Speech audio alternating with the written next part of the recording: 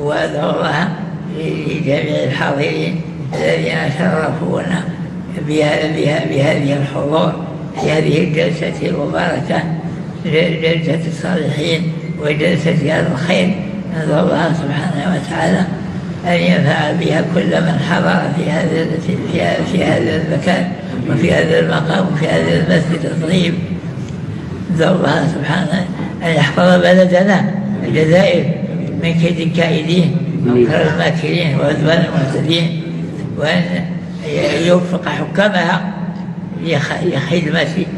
البلاد والعباد، وأن يرفع مقامهم وأن يعلي شأنهم وأن يجعلهم خير وبركة وتوفيقا ومزيدا من الإحسان في هذا البلد الطيب، بلد الجزائر، بلد الجهاد، بلد الصالحين، بلد العلماء العاملين، بلد الذين أشار إليهم رسول الله صلى الله عليه وسلم في الحديث الصحيح في قوله عليه الصلاة والسلام: لا تزال طائفة من أمتي في الغرب، ونحن في الغرب، لا تزال طائفة من أمتي في الغرب قائمة بأمر الله لا يضرهم من خذلهم